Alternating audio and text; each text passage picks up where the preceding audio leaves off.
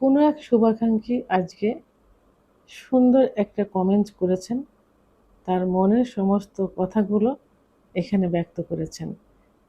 শুভাকাঙ্ক্ষী ভাইয়া কমেন্টস করেছেন, আমি এখন কি করব বলে দিবেন। আমার যখন বীর্য বের হওয়া শুরু করেনি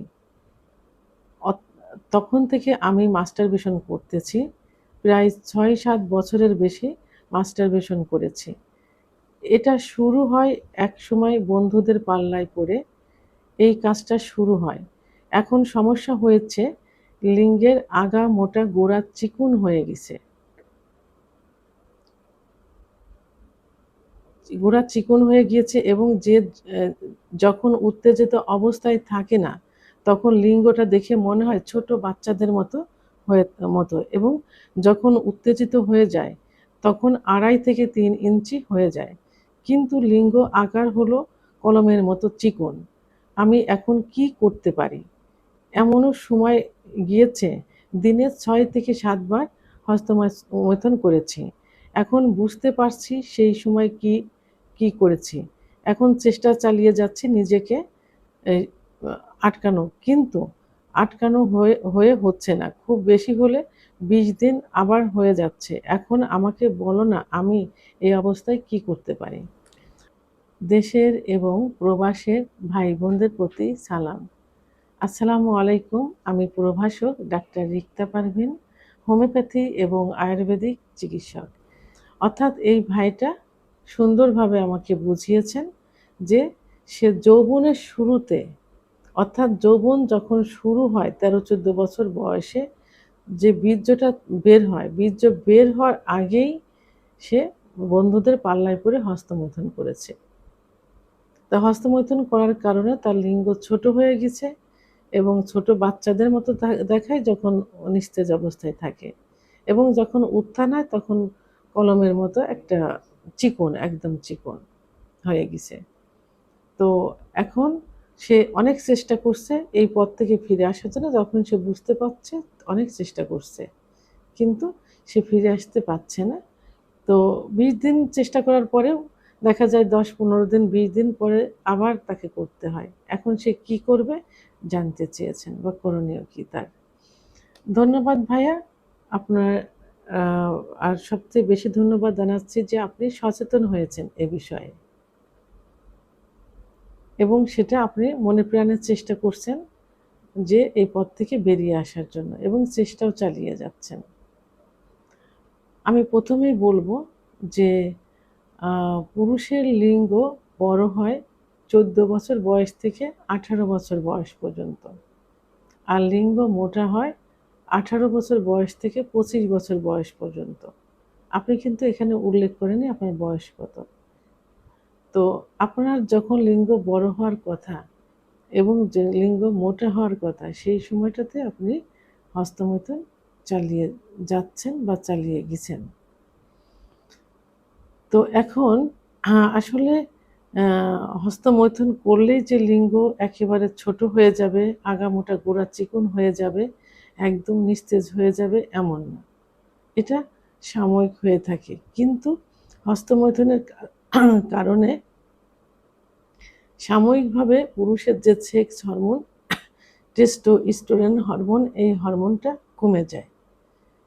কারণ মনের ভিতরে গেঁথে গেছে, মনের ভিতরে একটা ধারণা হয়ে গেছে, মনে একটা আতঙ্ক থাকে যে হস্তমৈথুন করলেই লিঙ্গ ক্ষতিগ্রস্ত হয়ে যায়। এটা থেকে ফিরে আসা যায় না। এই যে মানসিক একটা চাপ, এই মানসিক চাপের থেকেই সহবাসের ইচ্ছাটা কমে যায়। সহবাসের ইচ্ছা যদি কমে যায়, কারণ ইচ্ছা হয় ব্রেনের থেকে। এই ব্রেনের কার্যকারী ক্ষমতা যখন কমে যায় তখন ইচ্ছা শক্তিটা কমে যায়। তা এই যে ব্রেনের ভিতর ঢুকে গেছে যে এই হস্তমৈথুনের কারণে আমার এই সমস্যাগুলো হচ্ছে, যে কারণে ইচ্ছা শক্তি কমে যায়।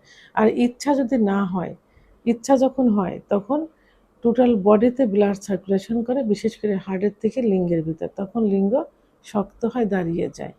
লিঙ্গ যখন শক্ত হয়, লিঙ্গ যখন দাঁড়িয়ে যায় তখন কিন্তু লিঙ্গ আকারটা কিন্তু পরিপূর্ণ আকার চলে আসে।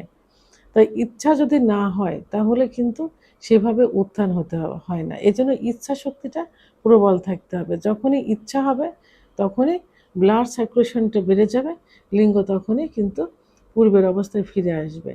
একটা নদীতে যখন বাঁধ দেওয়া হয়, ভেরি বাঁধ দেওয়া হয়, তখন দেখবেন যে যদি পানি স্রোত বেশি না থাকে তাহলে পানিটা উপচে উপচে পড়বে, ভেরিবাঁধের কিন্তু কোনো সমস্যা হবে না। যদি প্রবল স্রোত থাকে তাহলে ভেরিবাঁধটা কিন্তু ভেঙে যাবে, পানি কিন্তু চলে যাবে যেভাবেই হোক। তাহলে যদি উত্থানটা বেশি, ইচ্ছাটা যদি বেশি না হয়, তাহলে ব্লাড সার্কুলেশন কিন্তু সেভাবে হবে না। তাহলে এই ইচ্ছা শক্তিটা বাড়াতে হবে, মনের থেকে সরাতে হবে যে মাস্টারবেশনের কারণে আমার মানে পুরাপুরি এত বড় ক্ষতি হয়নি, বা ক্ষতি এভাবে হয় না। কারণ তার মানসিক যে দুর্বলতা আসে, সে দুর্বলতার থেকে এই সমস্যাটা বেশি হয়ে যায়। তো এখন এরপরেও লিঙ্গের ভিতর তো কোনো ও আ হাড় নেই। আছে শুধু শিরা অর্থাৎ রক্তনালী এবং আ মাংস মাংস। তো এখন রক্তনালীর উপরে যদি দিনে ৬-৭ বার যদি হস্তমৈথুন করা হয়, যদি প্রেশার যদি পড়তেই থাকে, তাহলে রক্তনালীগুলো কিন্তু সংকুচিত হয়ে যায়। যে কারণে ওর ভিতর দিয়ে ব্লাড সার্কুলেশনটা সঠিক মতো হতে পারে না।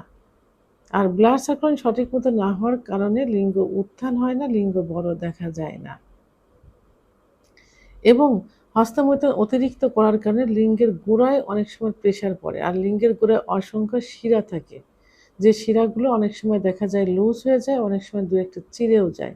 আস্তে আস্তে ব্লাড সার্কুলেশনটা সেভাবে সামনের দিকে ধাবিত হয় না, তখন নিস্তেজ অবস্থায় থাকে। তো যাই হোক, আপনার যে সমস্যাগুলো হয়েছে এটা থেকে বেরিয়ে আসতে হলে আসলে একবারে বেরিয়ে আসা যাবে না, প্রেশার ক্রিয়েট করা যাবে না। তো আপনাকে ধীরে ধীরে বেরোতে হবে এর থেকে। এটা কিন্তু ধূমপান, মদ্যপান যেমন একটা নেশা, এটাও একটা নেশার মতো। এটা ব্রেনের উপরে ইফেক্ট করে। এটা নেশার মতো হয়ে গেছে। যে কারণে এটা থেকে বেরিয়ে আসা সো টাফ। তো আপনাকে এটা কমিয়ে দিতে হবে। দিনে ৬-৭ বার করতেন, আর এখন তো আপনি কমিয়েই দিয়েছেন। যারা কমাতে পারেনি তারা দিনে ৬-৭ বার করত।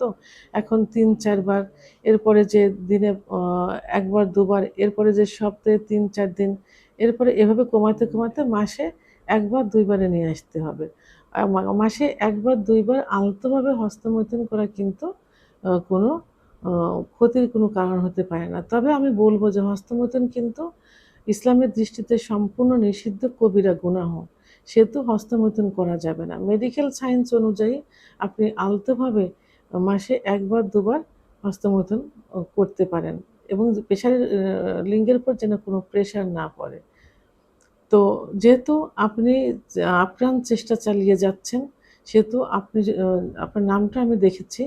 ওখানে আপনি মুসলমান। তো আপনাকে ইসলামিক আ বা ধর্মীয় রীতিনীতিগুলো আপনাকে পালন করতে হবে।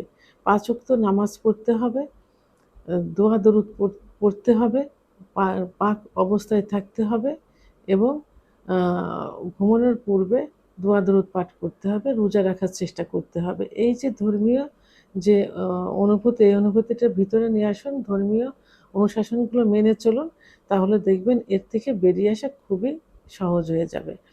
এরপরেও যদি আপনার এটা আপনি করতে না পারেন, বেরোতে না পারেন, তাহলে হোমিওপ্যাথিতে পারফেক্ট চিকিৎসা রয়েছে। যে চিকিৎসা দিলে আপনি খুব সহজেই এই এর থেকে বেরিয়ে আসতে পারবেন, অর্থাৎ হস্তমৈথুনের নেশা, এই নেশাটা কেটে যাবে। তো এজন্য আপনি একজন হোমিওপ্যাথি ডাক্তার দেখাতে পারেন। সেই ক্ষেত্রে যদি আমার চিকিৎসার প্রয়োজন হয়ে থাকে, ভিডিওর স্ক্রিনে লাস্টে ৫৮ নাম্বার আমার হোয়াটসঅ্যাপ নাম্বার, আমার সঙ্গে যোগাযোগ করুন। ইনশাআল্লাহ সঠিক একটা চিকিৎসা দেওয়ার চেষ্টা করব। আর আ হস্তমৈথুনের কারণে যে ক্ষতিগুলো হয়েছে, এই ক্ষতিগুলোর জন্য আপনাকে যে নিয়ম বললাম, এই নিয়মগুলো পালন করতে হবে। পাশাপাশি চিকিৎসা নিতে হবে। পাশাপাশি কিছু খাবার আছে, যে খাবারগুলো খেতে হবে। দুধ, ডিম, খেজুর, কাজু বাদাম, মধু, ঘি, সিজনালি শাকসবজি, সামুদ্রিক মাছ, ওমেগা 3, আ এম ভিটামিন ডি, এই জাতীয় খাবারগুলো পর্যাপ্ত পরিমাণে খেতে হবে, এবং নিয়মকানুনগুলো মেনে চলতে হবে। ডাক্তারের চিকিৎসাধীন থাকতে হবে। তাহলে আপনার এর থেকে বেরিয়ে আসা সম্ভব হবে। আর মনের ভিতরে কোনো ভয় রাখা যাবে না। কারণ আপনার বড় হওয়ার সুযোগ খুব কম পেয়েছে, মোটা হওয়ার সুযোগ কম পেয়েছে। তবে এগুলো কাভারেজ করা খুবই, খুবই সহজ। এটা ভয়ের কোনো কারণ নেই। আপনি সঠিক চিকিৎসা নিন, নিয়মকানুনগুলো ফলো করুন। দেখবেন ইনশাআল্লাহ এর থেকে বেরিয়ে আসা সম্ভব হবে। ভিডিওটি সম্পর্কে যদি কোনো মতামত থেকে থাকে অবশ্যই কমেন্টসের মাধ্যমে জানাবেন। আর ভিডিওটি ভালো লাগলে লাইক, কমেন্ট, সাবস্ক্রাইব করে আমার সঙ্গে থাকুন। আল্লাহ হাফেজ।